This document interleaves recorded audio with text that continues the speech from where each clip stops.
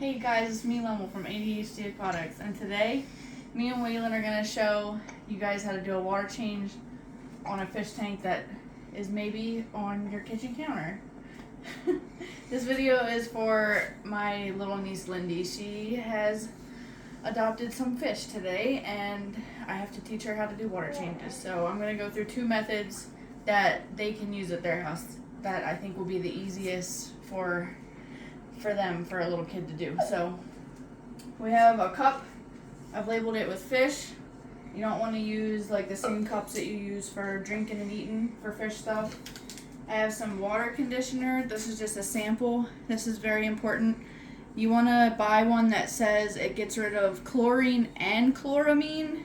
I'm not sure if this one does, but it gets rid of heavy metals, ammonia, and chlorine. Yeah, this one does say chloramines.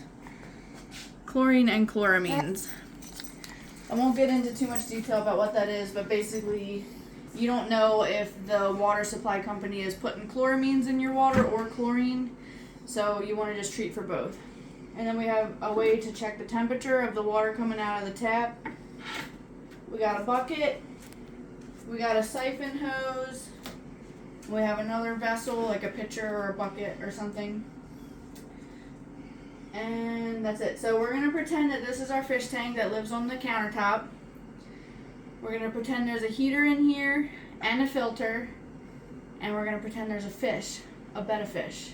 I'm not allowed to set up any more fish tanks, so we're just simulating a fish tank on the counter right now.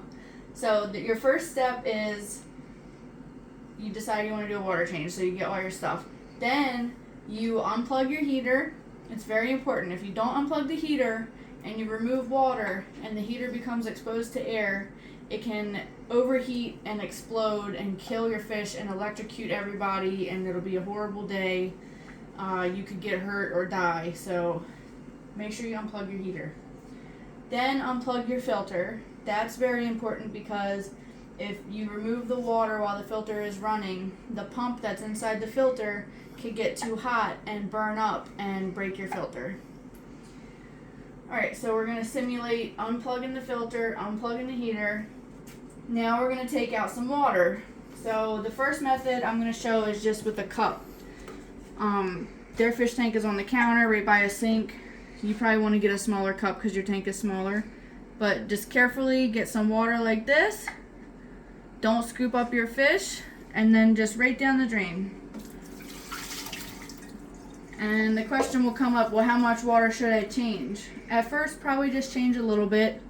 It's better to do a little bit of water every week than it is to do big water changes like every couple months, because when you're taking this water out, this water has nitrogen in it. Or nitrate in it, and it has other things in it. And when you put new water in, the new water doesn't have that stuff, and the chemicals in the water will be changing too drastically. It can shock your fish and stress out your fish, and ultimately it could lead to their death. So you may want to do maybe about this much. And so we don't want to take the fish out, put the fish in a cup, empty the tank completely. Never. And then fill the tank back up with all new water. Okay, so that is a good Because point. some people do that. Yes. That is definitely a thing that people think you should do. Yes, that is a good point, actually. A lot of beginners think that you should take your fish out of the tank and then scrub everything and take everything out of the tank and completely sanitize it. There's good bacteria that live in your tank that you need to keep in there. It's not in the water, but the bacteria lives in the substrate, the gravel at the bottom, and on the sides, and in your filter, and on your heater, and on the plants and everything else. So it would stress the fish out more if you took them out, changed all their water completely, and then put them back in. So we want to avoid stressing the fish, and just remember to make little changes gradually. So we'll do just a little bit more. What did I do, like 4 or 5 cups?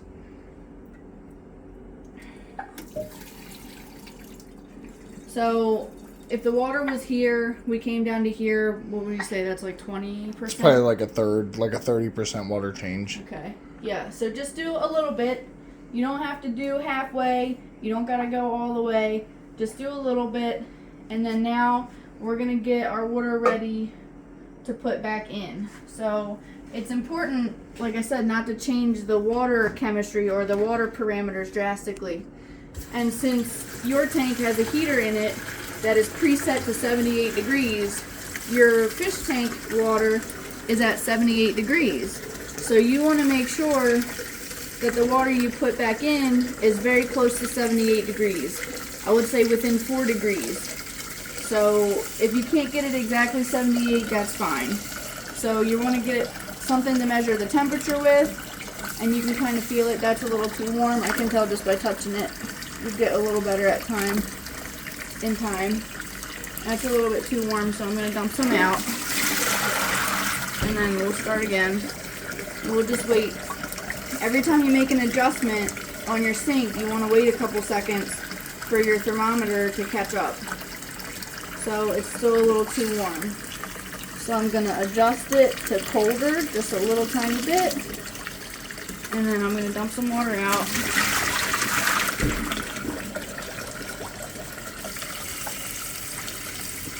An easier way probably would be to hold this here until it says 78 and then start filling it up, but it's starting to drop down. Okay, pause it for a second. Ready? Okay, so we ended up just holding the thermometer under the water like this until it got to the right temperature, which is the smarter way to do it. So we're within 4 degrees of 78, and it's going to get cooler the more I talk and let it sit there. So next you're going to want to condition this water and make it safe for the fish. When it comes out of the tap, there's chlorine in it and possibly chloramines, and the reason that water companies put that in there is to kill bacteria, so that when humans drink the water, we don't get a bunch of bacteria and get sick. But that chlorine and chloramines can hurt your fish and hurt the bacteria in your fish tank. And there could also be heavy metals and stuff. So you want to always use a water conditioner. You want to follow the directions on your water conditioner. This one says 5 milliliters of this stuff will treat 10 gallons of water. We have about, what is this, like a 5-gallon thing? It's probably a 5-gallon. So I'm not going to measure it out. We're just going to pretend. Or a 3-gallon. We're just going to put a little bit. We're just going to pretend like I measured out the correct amount for whatever size tank I have. But it's important to note that you don't have to be like exact with the measurements. Like if you do a little bit too much, your fish are not going to die. This stuff is really safe, so it's hard to overdose. You would have to overdose over 100 times of the dosage to kill the fish. So just try to get it close. If you don't have, like if you think you put a little bit too much, it's not a big deal. So just make sure you put enough. Just make sure you put enough, yeah. Because if you don't put enough, you won't neutralize all the chlorine, and there'll still be chlorine, and the fish will die. Yeah. So it's better to do too much. Yeah. Than to do not enough. Alright, so we're done with the What temperature are we looking at? 80? It was 80.7. So now, if you're doing it by yourself and you don't have someone to help you lift up this heavy thing, you want to get your cup again and then get your water. So you would want to let this water sit here for a few minutes before you put it in your tank. Maybe like 10-20 minutes. You don't want it to get too cold, but you want to give enough time for that water conditioner to work. Now a lot of people will just pour the tap water straight into the fish tank and then pour the water conditioner into the fish tank with the new water, and I can show you that way next. But that's a little bit more risky and it will stress your fish out a little bit more. So when you're pouring this in, make sure you're being really careful not to slosh around your fish too much. So you want to pour it like slowly like this. Don't pour it directly on the fish. The fish does not think that's fun. It's not a game. It's not like a fun time for the fish. It's stressful. So well, especially with betta, because they're puddle fish. Yeah, so they're not used to moving water at all. Yeah, they don't like a lot of flow. So just do it slowly like this, and boom, your water change is complete. So that's the first method. So that is something that a child could do by themselves. So you could have the little cup. If they can read, they can follow the directions on the water conditioner, and if they have access to a thermometer. So my little niece could do all that by herself if she had the tools. Now another one that you could do is this. where she could do mostly by herself, but she would need one of her parents to help her carry the bucket outside, but this will be way faster. So this is a hose, this is a siphon hose, this is a DIY one I made. You can buy them at the store. If you buy one at the store, you're going to want to get a smaller one that's made for like smaller tanks. They have like, this hard part will be like shorter. And you can actually use this to clean the gravel if you want. I don't clean gravel, but you can if you want. So the way a siphon works is I'm going to suck on the end of this hose. The water is going to come up through the hose like a straw. Once the water is up and over this like little rainbow part, and once the water is like right here, you don't have to suck on it anymore, so you can take your mouth off of it and just put it in the bucket. So hopefully I can do this right. Let me get my bucket closer to me. Okay, show me doing it too. Ready?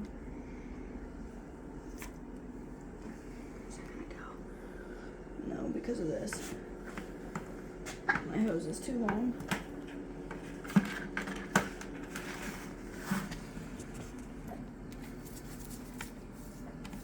Is it going? Now it's full of gravel. You sucked up a bunch of gravel. Here, let's do this. There we go. Alright, now it's going. And so, It's just gonna suck out some water. My little siphon hose is not the kind that you use to clean gravel. See, look, it'll suck the gravel up. So they make ones with a bigger end that will clean the poop out of the gravel, but the gravel will stay in the tank. Okay, so that's about a enough. lot faster. So that's about enough. So when you're done sucking the water out, you just pull this out of the water like this. And then you want to go like, whoops. Yeah, You wanna- you want to throw stuff everywhere. Go like this and get all the water out. You're going to want to put towels down probably. Uh-oh. You want to upset your baby. And then you have your dad carry this outside and dump it in the yard, or tell your mom that she can use it for her house plants. And then you just do this again. You get some water, you do your water conditioner, da-da-da. Let it fill up. Make sure it says 78 degrees, plus or minus 4 degrees.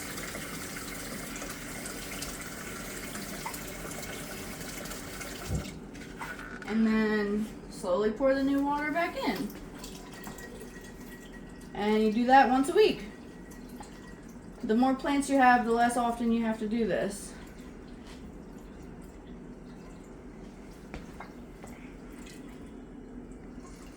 And there we go.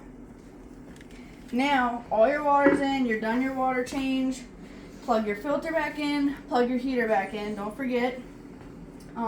Sometimes it'll take a little while to get your filter started. You might have to prime your filter, which means you might have to put water into your filter to get the pump moving again.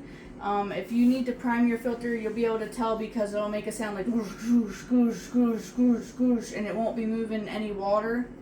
And then that's how you know you need to prime the filter, but it depends on what type of filter you have. So what else should we say about how to do water changes for kids? I don't know, that was pretty comprehensive. Okay.